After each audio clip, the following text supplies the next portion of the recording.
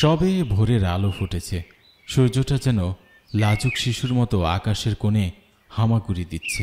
হাওয়াটা আহা কি মিষ্টি, যেন কারো কোমল হাত আমার গাল ছুঁয়ে যাচ্ছে। আমি বসে আছি জানালার ধারে, হাতে মোস্তফা কামালের এক দারুণ বই। তার লেখা যেমন গভীর তেমনি আবেগে ভরা। তখনই পায়ের ছপছপ শব্দ তুলে বাবা রুমে ঢুকলেন। তিনি এগিয়ে এসে বললেন, রোজ কি করছিস? এই তো বাবা, মোস্তফা কামালের একটা লেখা গল্প পড়ছিলাম। সারা সপ্তাহে তো অফিসের কাজেই পড়ে থাকি, বই আর পড়া হয়ে ওঠে না। আজকে শুক্রবার, তাই আর কি। তুমি কিছু বলবে বাবা? আসলে কি বুঝতে পারছিস, তোর দিদির বিয়ে তো চলেই এলো, তো সব দিকেই তো নজর দিতে হচ্ছে। যদিও আমার যাওয়াটা দরকার ছিল, কিন্তু এদিকে না থাকলেও তো হবে না। বলো না বাবা, কি করতে হবে? আমি তো অফিসে ছুটি না পাওয়ার জন্য এদিকে একদমই সময় দিতে পারছি না। তোর মাসিকে গিয়ে নিয়ে আসতে হবে। মানুষটার তো আর কেউ নেই, আর বয়সটাও তো হয়েছে নাকি। না নিয়ে আসলে তো আর একা আসতে পারবে না।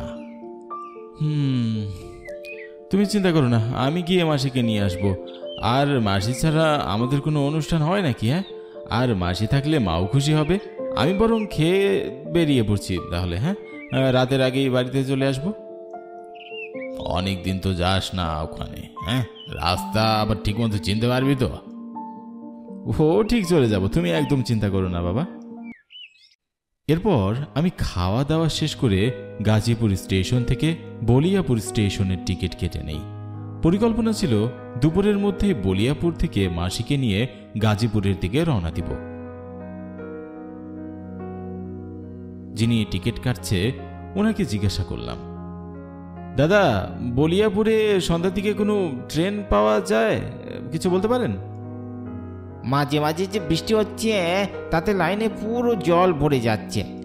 সিঙ্গেল লাইনটাই ট্রেনের ভীষণ গন্ডগোল। যাই হোক, অবশেষে মনে সংশয়ের মেঘ নিয়েই টিকিটটি কেটে ট্রেনে উঠে পড়লাম। শহর ছেড়ে গ্রামের দিকে যতই ট্রেন এগোতে লাগলো, চারদিকে ছোট ছোট গ্রাম, ধান ক্ষেত আর পুকুর দেখতে দেখতে কখন যেন ঘুমিয়ে পড়লাম।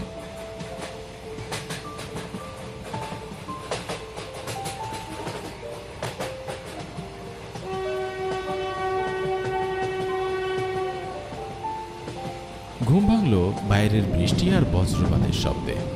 বাইরে তাকিয়ে দেখি আকাশের বুকে ঘন কালো মেঘ দখল করে রেখেছে, আর বেশ জোরে বৃষ্টি চলছে। ট্রেন একটি ফাঁকা মাঠের পাশে দাঁড়িয়ে। আমি কামরার দিকে তাকিয়ে দেখলাম লোকজনের সংখ্যা নেই বললেই চলে। পাশে একজনকে বসে থাকতে দেখে তাকে জিজ্ঞাসা করলাম, দাদা, আমরা এখন কোথায় আছি? বলিয়াপুর স্টেশনে আসতে কি এখনো আরো দেরি আছে? বলিয়াপুর? বলিয়াপুর আসতে এখনো অনেক সময় লাগবে। যা বৃষ্টি শুরু হয়েছে, এই স্টেশনে শুনলাম আরো দুটো ট্রেন দাঁড়িয়ে আছে। সেগুলো না এগোলে এটাও এগোতে পারবে না। আজকে যে আর বাড়িতে ফিরতে পারবো না তা বেশ ভালো মতোই বুঝতে পারলাম। বাড়িতে কল করার জন্য ফোনটা বের করে দেখি ফোনে কোনো নেটওয়ার্ক নেই। এরই মধ্যে ট্রেনটি ছেড়ে দিল।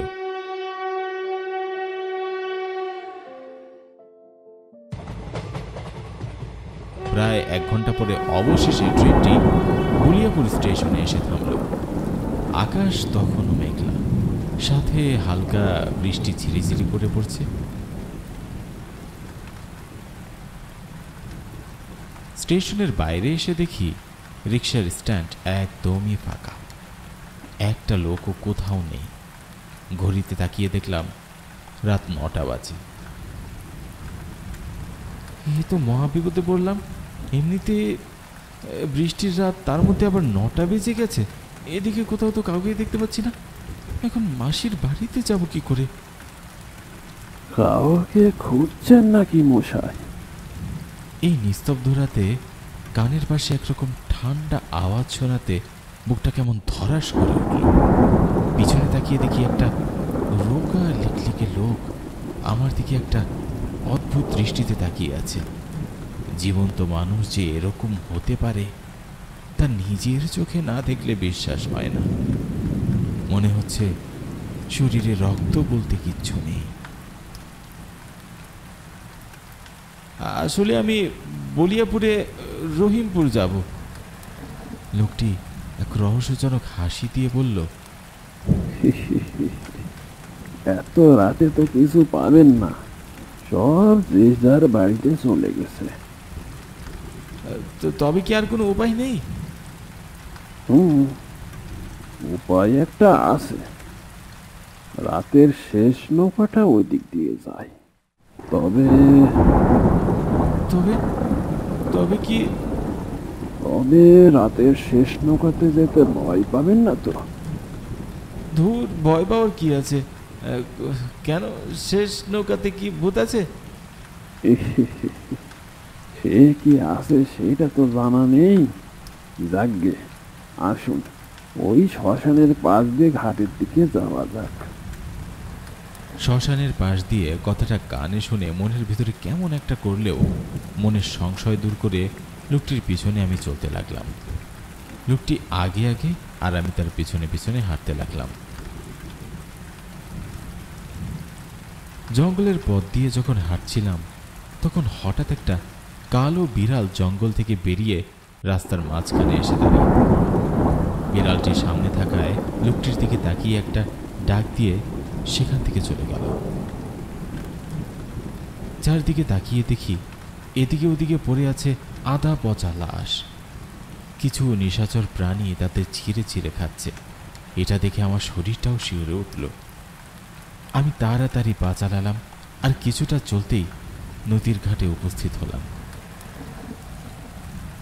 নৌকা কখন আসবে? একটু অপেক্ষা করুন, নৌকা ঠিক সময় চলে আসবে। বৃষ্টির রাতে অন্ধকারে নদীকে যেন আরো ভয়ঙ্কর লাগছে।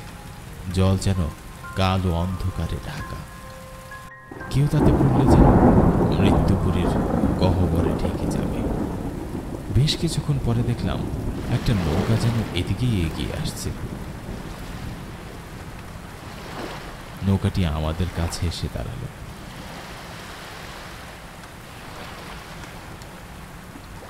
কিরে দানিশ, এটাকে কোথা থেকে জোগাড় করলি? বাবু, তিনি বিরামপুরের হাট খোলাই যাবেন। যাওয়ার সময় পাড়ে নামিয়ে দিলে অনেক উপকার হতোই না। অবশ্যই পৌঁছে দেবো দানিশ, তুইও উঠে আয়। আমি আর বেশি কিছু না ভেবে নৌকার ভিতরে গিয়ে বসলাম। বাইরে আবার ঝিরিঝিরি করে বৃষ্টি শুরু হয়েছে। নৌকার মাঝি ধীর গতিতে নৌকা চালাতে শুরু করল।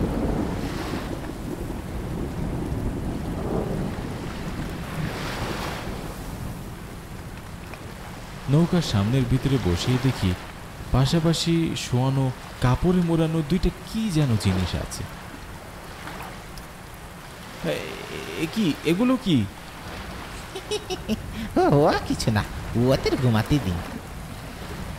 ঘুমাতে দিন মানে? এরা কি মানুষ? হ্যাঁ, তারা মানুষ ছিল এক সময়, এখন দুটো লাশ। ওদের আজকে রাতে উৎসর্গ করা হবে। উৎসর্গ করা হবে মানে? এই লাশ দুটি কোথায় পেলে তোমরা? ওরা বেওয়ারিশ লাশ, আর আজ অমাবস্যার রাতে ওদের উৎসর্গ করবা। আমার শরীরটা যেন ঘিনঘিন করে উঠল। লাশগুলো যে অনেক দিনের বাসি তা হাওয়ার ঝাপটাতে আমার কাছে আসা পচা গন্ধ শুনেই আমি বুঝতে পারছি।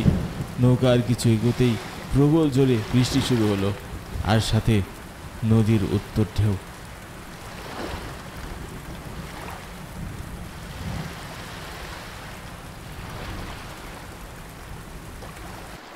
ওরে বাবারে, নৌকা তো এখনই ডুবে যাবে দেখছি। আর নৌকা নিয়ে আগানো যাবে না, আত্মার ঘাটে নৌকাটি লাগাচ্ছি। তাহলে কি আমি আর পৌঁছাতে পারবো না? আপনি যেখানে যাবেন সেখানে যেতে আরো মিনিট 30 সময় লাগবে। আকাশ আর নদীর যে অবস্থা, যে কোনো সময় নৌকা উল্টে যেতে পারে। তার চেয়ে বরং আজ রাতটা আমাদের সাথে কাটিয়ে দিন, কালকে সকালে আপনাকে পৌঁছে দেবো। আমিও ভেবে দেখলাম নৌকা চালক কিছু ভুল বলেননি। আকাশের অবস্থা সত্যিই ভয়ঙ্কর, তার মধ্যে আমি সাঁতার জানি না। নৌকা উল্টে গেলে এই অতল নদীতে এমনিতেই পড়ে মারা যাব। তাই মাঝির কথায় সম্মতি জানালাম। তাহলে তাই হোক, আপনাকে ডাকেন। ওই কিছু দূরেই আমার ঘর, ওখানে আজকের রাতটা কাটিয়ে দিন। এই দানেশ, লাশ দুটো ধর, ওদেরকেও তো সাথে করে নিয়ে যায় নাকি। নৌকার মাঝি আর ধনেশ নামের লোকটি লাশ দুটিকে নিয়ে আগে আগে চলতে থাকলো। কিছুটা চলার পর সেই পুরনো বাড়িতে উপস্থিত হলাম, যার ঘর সংখ্যা 2টি। বাড়ির অবস্থা যে খুবই সঙ্গীন তা একবার দেখলেই আর বুঝতে বাকি থাকে না। আপনি ঘাটেতে চলে যান। আরেকটি কথা, রাত্রে বাইরে বের হবেননি। আমি যে ঘরটিতে ঢুকলাম তাতে একটা চৌকি ছাড়া আর কিচ্ছু নেই। এটাই হয়তো মাঝির ঘর। আমার মাথায় কেবল একটি জিনিসই বাঁচতে লাগলো, ওই 2টো লাশ দিয়ে কি উৎসর্গ করবে ওরা। আজ রাতটা মানে মানে কাটাতে পারলেই হয়। ঘরের দরজাটা বন্ধ করে ব্যাগে থাকা বিস্কুট আর জল খেয়েই শুয়ে পড়লাম। বাহিরে মুষলধারে বৃষ্টি হচ্ছে। বাবা মা আর দিদির কথাও খুব মনে পড়ছিল। এসব ভাবতে ভাবতে কখন যেন ঘুমিয়ে পড়লাম। ঘুম ভাঙে কিছু গলার শব্দে। উঠে বসে এদিক ওদিক তাকিয়ে বুঝি পাশের ঘর থেকে কিছু একটা শব্দ ভেসে আসছে। একবার ভাবলাম বাইরে বেরোনোর কোনো দরকার নেই, কিন্তু না বেরিয়েও থাকতে পারলাম না। দরজা খুলে বাইরে বেরিয়ে দেখি বৃষ্টির গতি অনেকটা কমে গেছে। 1 পা 2 পা করে এগিয়ে পাশের ঘরের দরজার ফাঁক দিয়ে ভিতরের দৃশ্য দেখলাম। অমনি শরীরের ভিতর দিয়ে হিম শীতল একটা স্রোত বয়ে গেল। নৌকা চালক আর ধনেশের বদলে এরা কারা? পাশাপাশি বসে আছে 2টি কঙ্কাল, আর ওদের সামনে পচা গলা 2টি লাশ, যাদের শরীর থেকে মাংস কুবলে কুবলে খাচ্ছে ওরা। এই দৃশ্য দেখে আমি আর দাঁড়িয়ে থাকতে পারলাম না। এরা এরা আদতেও এই পৃথিবীর কেউ? পিছনে ঘুরতেই দেখি আরো কিছু কঙ্কাল আমার সামনে দাঁড়িয়ে আছে, এবং তারা আমার গলা চেপে ধরার জন্য এগিয়ে আসছে। এই জন্যই মনে হয় এখানকার নাম আত্মার ঘাট। আমি বুঝতে পারি এখানে আর বেশিক্ষণ থাকলে আমি বাঁচতে পারবো না। আমি বৃষ্টির ভিতরে ছুটতে লাগলাম। আমার পিছনে আছে নাকি সেই ভয়ঙ্কর চেহারাটা। আমি যত জোরেই ছুটছি ওরা আরো আমার কাছে এগিয়ে আসছে।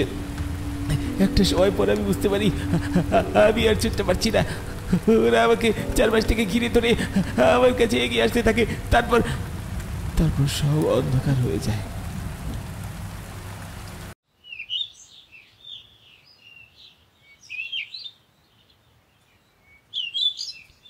আমি চোখ খুলে দেখি আমি নদীর ধারে পড়ে আছি। আকাশের মেঘ কেটে গিয়ে ঝলমল সকাল। তারপর পাশের একটা পুরনো সাইনবোর্ডে লেখা দেখলাম, অভিশপ্ত আত্মার ঘাট। দূরে দৃষ্টি পড়তেই দেখলাম একটা নৌকা এগিয়ে আসছে। তারপর আমি সেখান থেকে উঠে দ্রুত এই স্থানটি ত্যাগ করলাম।